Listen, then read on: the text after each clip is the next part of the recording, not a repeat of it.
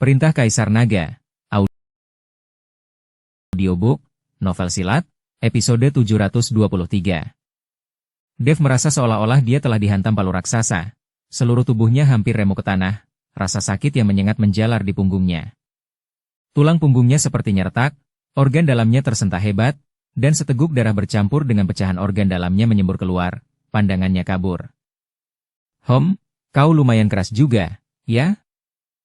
Sang pemakan jiwa tampak agak terkejut dengan ketahanan tubuh Dev, tetapi kemudian, senyum kejamnya semakin dalam. Aku akan lihat berapa lama kau bisa bertahan. Ia mengangkat kakinya dan menginjak lagi. Bang, bang, bang, bang. Satu injakan demi satu injakan. Seolah menginjak semut yang tidak berarti.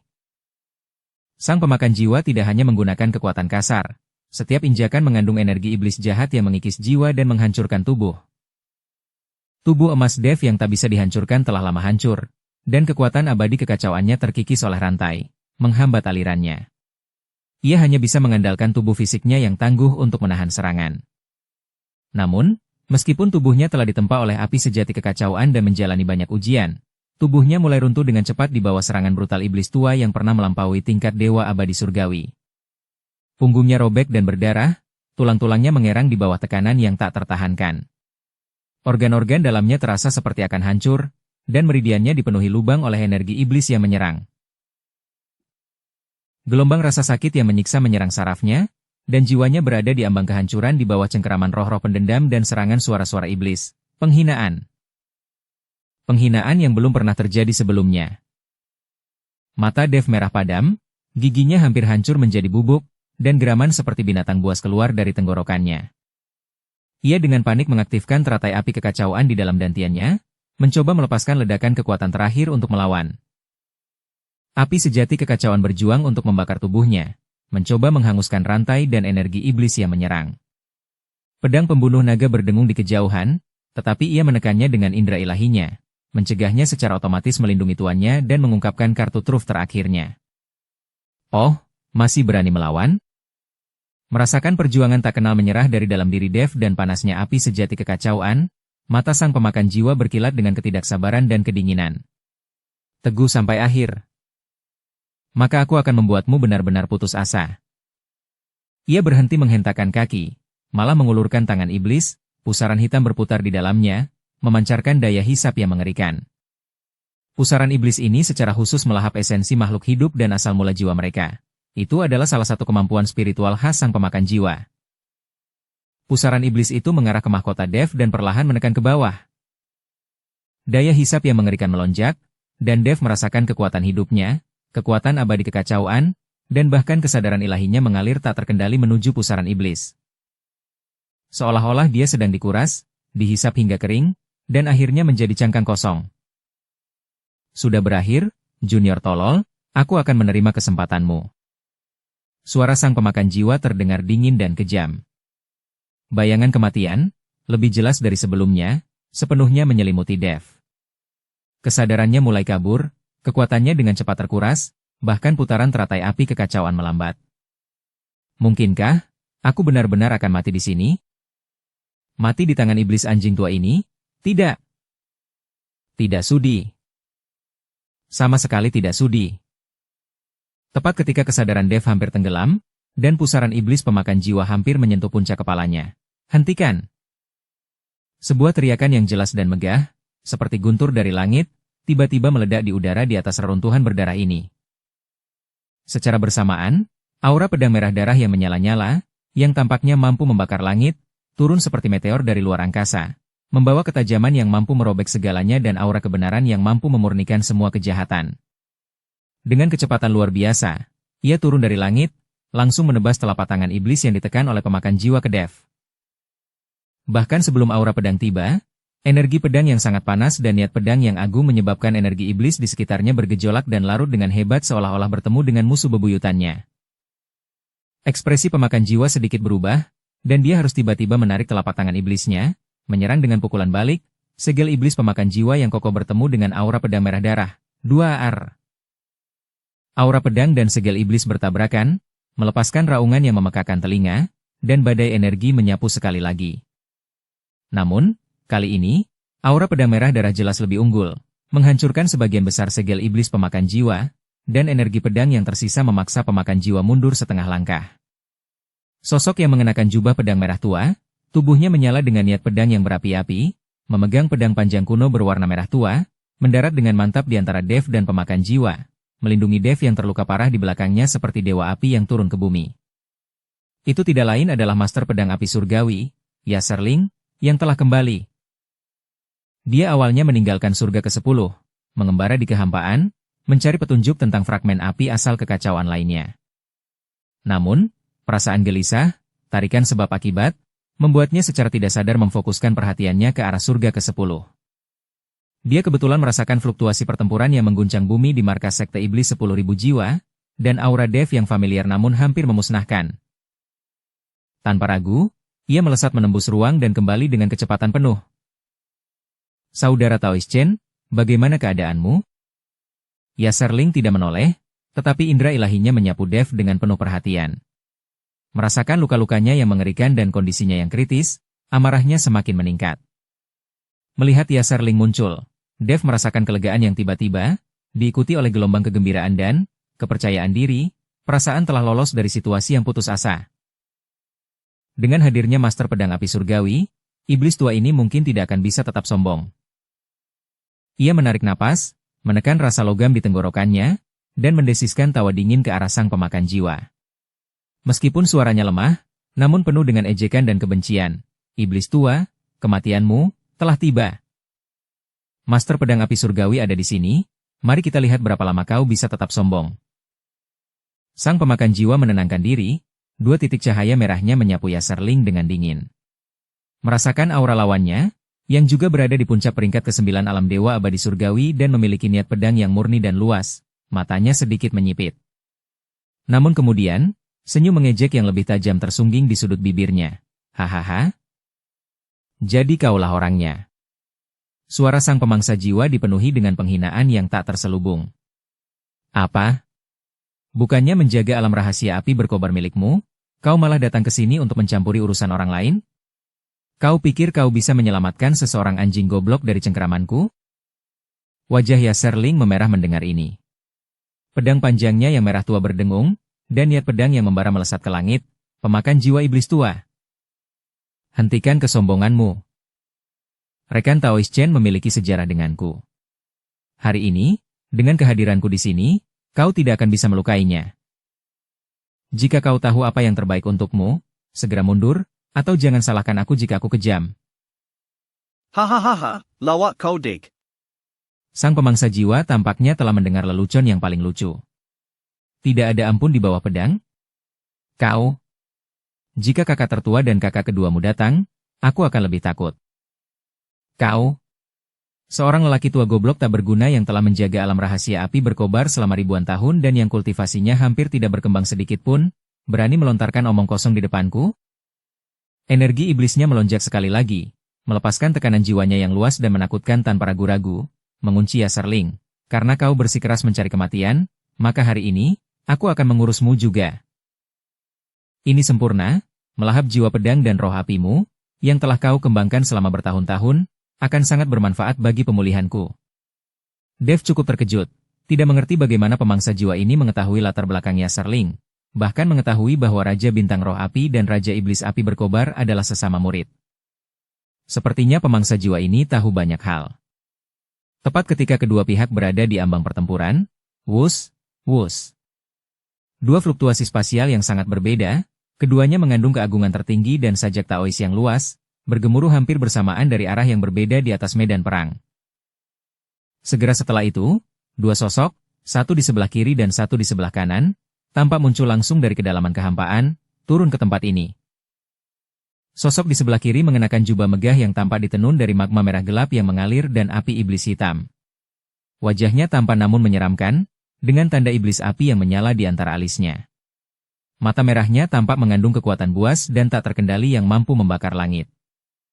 Ia hanya berdiri di sana, dan hukum api di sekitarnya secara spontan aktif dan tunduk, memancarkan aura kehancuran dan dominasi yang membuat segala sesuatu gemetar. Ini tidak lain adalah Raja Iblis Api yang berkobar, Joshua Li. Yang di sebelah kanan mengenakan jubah putih sederhana yang disulam dengan pola awan api emas samar. Wajahnya lembut dan damai, matanya jernih dan dalam, seolah-olah mengandung cahaya dan kehangatan yang tak terbatas. Auranya seimbang dan damai, namun membawa vitalitas tak terbatas yang memurnikan dan menyehatkan segala sesuatu. Seolah-olah dia adalah perwujudan, kehidupan, di dalam api.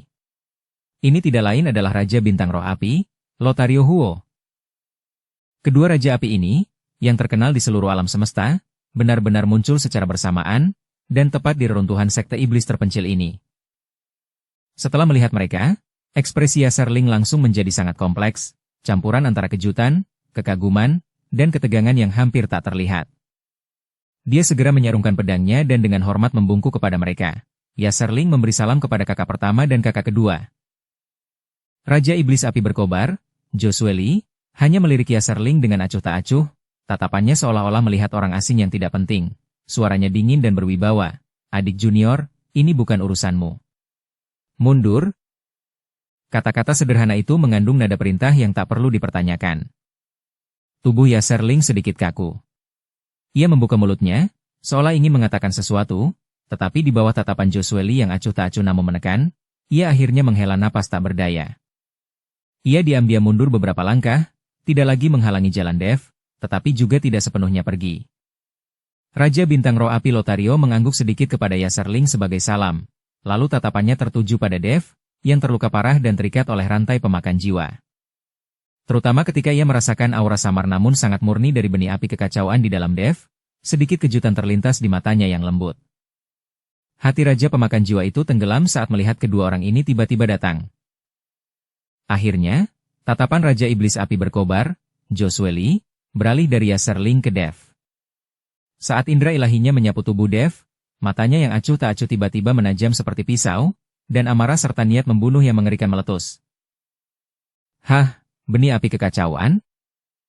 Suara Josueli seperti es kuno, menatap Dev, anak muda. Mengapa kau memiliki aura benih api kekacauan di dalam dirimu? Terlebih lagi, aura itu berasal dari sumber yang sama dengan pecahan api asal yang kutinggalkan di alam rahasia Li Huo. Katakan, apakah kau memasuki alam rahasia Li Huo dan menyerap api asal kekacauan di sana? Tekanan mengerikan dari Raja Iblis menekan Dev seperti gunung, hampir menghancurkan tubuhnya yang sudah terluka parah, bahkan membuatnya sulit bernapas. Melihat ini, jantung Yaserling berdebar kencang. Ia segera melangkah maju, memaksakan senyum, dan menjelaskan, kakak senior, tenanglah. Ini salahku. Akulah, karena aku melihat dia memiliki kedekatan yang aneh dengan api dan membantu sekte pedang kami melawan malapetaka iblis, maka, itulah sebabnya aku mengizinkannya memasuki alam rahasia Li Huo untuk menyembuhkan diri dan menghindari bencana. Aku tidak pernah membayangkan dia benar-benar bisa mengambil dan menyerap pecahan api asal kekacauan di inti alam rahasia. Astaga, sial! Josueli menyela dengan tajam, tatapannya menyapu Yaserling seperti kilat. Tahukah kau bahwa pecahan api asal kekacauan itu diperoleh olehku melalui pengalaman hidup dan mati di tahun-tahun awalku, ditinggalkan di alam rahasia untuk menyehatkan daerah itu, menekan urat bumi, dan berfungsi sebagai bukti jalanku. Kau berani membiarkan orang luar masuk tanpa izin, dan bahkan membiarkannya menyerap api asal? Yaser, kau telah sangat mengecewakanku. Yaserling menundukkan kepalanya, tidak berani membantah. Josueli menatap Dev lagi, niat membunuhnya terasa nyata. Seekor semut kecil di alam dewa surgawi berani menyentuh hartaku. Serahkan asal mula benih api kekacauan, dan mungkin aku akan mengampuni mayatmu. Jika tidak, aku akan memastikan jiwamu dimusnahkan, tidak akan pernah bereinkarnasi. Setelah itu, dia mengulurkan tangannya, cakar berapi yang menyala dengan api iblis hitam pekat, seolah mampu menggenggam bintang, hendak mencengkeram Dev, berniat untuk mencabik-cabiknya di tempat dan mengekstrak benih api kekacauan. Josue, hentikan.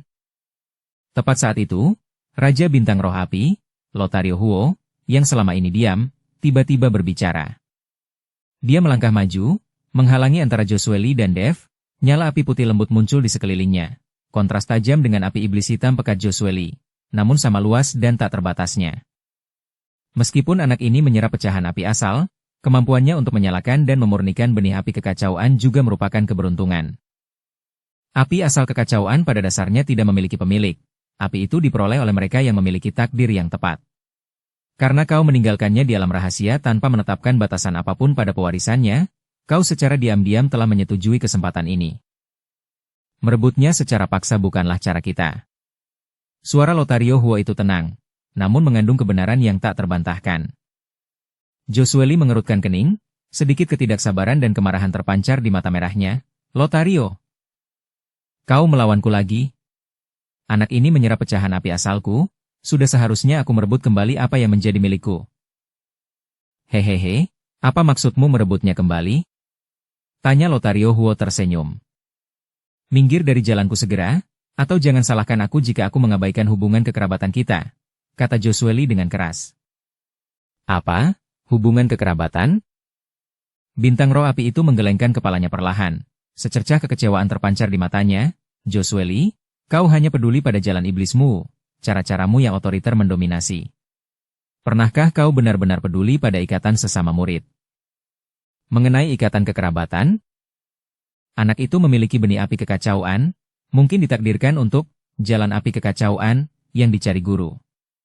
Kau, karena alasan egoismu sendiri, akan menghancurkan kesempatan seperti itu. Bagaimana aku bisa berdiam diri? Sial. Mereka yang menempuh jalan berbeda tidak dapat membuat rencana bersama. Karena itu, mari kita lihat siapa yang benar-benar lebih unggul. Biarkan aku melihat apakah, setelah bertahun-tahun, teknik abadi roh apimu masih dapat menahan seni iblis api membaraku. Kemarahan Josueli semakin memuncak, dan api iblis berkobar di sekelilingnya. Raja bintang roh api juga menghela napas, api suci putihnya berkobar hebat. Kalau begitu, biarlah terjadi. Tempat ini tidak cocok untuk bertarung, jangan sampai membahayakan makhluk hidup di alam ini. Josue, apakah kau berani ikut denganku ke alam api tak berujung untuk bertanding? Kenapa tidak berani? Ayo pergi. Josueli tidak menunjukkan kelemahan. Keduanya saling bertukar pandang, lalu secara bersamaan menembus ruang angkasa, berubah menjadi dua garis api yang menyilaukan, satu hitam dan satu putih, yang langsung lenyap ke dalam celah kehampaan. Hanya aura dao elemen api yang menakutkan dan mengganggu hukum langit dan bumi yang menjadi bukti kedatangan kedua makhluk agung ini. Mereka benar-benar pergi ke dunia lain? Mereka benar-benar meninggalkan kekacauan ini. Perubahan peristiwa yang tiba-tiba ini mengejutkan semua orang yang hadir. Sang pemangsa jiwa awalnya terkejut, lalu senyum gembira dan kemenangan yang liar menyebar di wajahnya. Dua variabel dan ancaman terbesar telah meninggalkan alam ini. Ini praktis seperti surga yang membantunya. Dia perlahan menoleh, melihat lagi ke arah Dev, yang terikat rantai, terluka parah dan diambang kematian. Wajahnya masih menunjukkan sedikit kebingungan dan keterkejutan. Ejekan dan kekejaman di dua titik cahaya merah di dalam dirinya hampir meluap. Cek, bocah, lihat itu. Suara sang pemangsa jiwa dipenuhi dengan rasa senang atas penderitaan orang lain dan superioritas seorang pemenang. Bahkan Raja Iblis Api berkobar ingin membunuhmu demi api, dan Raja Bintang Roh Api hanya menggunakanmu sebagai alasan untuk melawan kakak seniornya. Sekarang, mereka telah pergi. Siapa yang bisa menyelamatkanmu sekarang? Tatapannya kemudian menyapu Yaserling, Master Pedang Api Surgawi, yang berdiri diam di samping, wajahnya muram. Master Pedang Api Surgawi, kakak tertuamu sudah bilang jangan ikut campur, dan kakak keduamu juga sudah pergi. Sekarang, apakah kau masih akan ikut campur? Nada bicara sang pemakan jiwa penuh provokasi. Yaserling menggenggam pedang panjangnya yang berwarna merah tua dengan erat, ruas-ruas jarinya memutih karena tekanan. Ia menatap Dev yang terluka parah dan sekarat, lalu teringat perintah dingin dan kejam kakak tertuanya, Josueli, dan tatapan halus dan sugestif di mata kakak keduanya, Lothario, sebelum ia pergi, meninggalkannya dengan perasaan pergumulan dan kepedihan. Akhirnya, di bawah tatapan menekan sang pemakan jiwa, Yaserling perlahan melepaskan genggamannya pada pedang, pergumulan di matanya berubah menjadi desahan putus asa yang dalam. Ia menggelengkan kepalanya ke arah Dev, hampir tak terlihat. Lalu, ia tak memandang Dev maupun sang pemakan jiwa. Sosoknya berubah menjadi seberkas cahaya pedang merah menyala, melesat ke langit dan menghilang di cakrawala dalam sekejap mata. Ia pun lenyap. Harapan terakhir hancur total. Dev terbaring di tanah, merasakan kekuatan hidupnya terkuras. Ia menatap wajah sang pemangsa jiwa yang mendekat, penuh kesombongan dan niat membunuh, dan mendengarkan sorak-sorai iblis jiwa dan para pengikutnya yang semakin histeris di kejauhan. Rasa dingin menjalari tubuhnya. Mungkinkah ia benar-benar akan mati di sini? Keengganan, keputusasaan, kemarahan. Berbagai macam emosi, seperti api beracun yang paling dahsyat, membakar dan berbenturan liar di dalam dirinya. Apakah ia masih memiliki kartu truf, pedang pembunuh naga, teratai api kekacauan? Tidak. Menghadapi sang pemakan jiwa, yang kini hampir pulih sepenuhnya dan memiliki kekuatan yang tak terukur, semua itu tampak tidak cukup. Tidak, masih ada satu hal lagi. Sebuah kekuatan yang hampir ia lupakan, namun selalu bersembunyi jauh di dalam garis keturunannya, terjalin dengan kekuatan abadi kekacauan, garis keturunan naga sejati. Kekuatan naga dewa tertinggi yang dianugerahkan kepadanya oleh ayahnya. Di surga ke-6 dan ke-9, kekuatan itu telah menyelamatkannya dari bahaya berkali-kali, menunjukkan kekuatan yang tak terbayangkan. Namun setelah mencapai surga ke-10, mungkin karena peningkatan kultivasinya, atau mungkin karena daya tarik benih api kekacauan, kekuatan ini tetap tidak aktif. Ia bahkan jarang mengaktifkannya secara aktif. Sekarang, didorong oleh ancaman kematian yang ekstrim dan amarah yang membara, dalam situasi putus asa di mana kekuatan abadi kekacauan dan benih api kekacauan ditekan hingga batasnya, garis keturunan naga sejati yang telah lama tidak aktif, seolah-olah merasakan panggilan dan kemauan tak terkalahkan dari tuannya, tiba-tiba terbangun. Aum. Bersambung ke episode 724. Dukung kami dengan subscribe, follow, like, komen dan share. Terima kasih.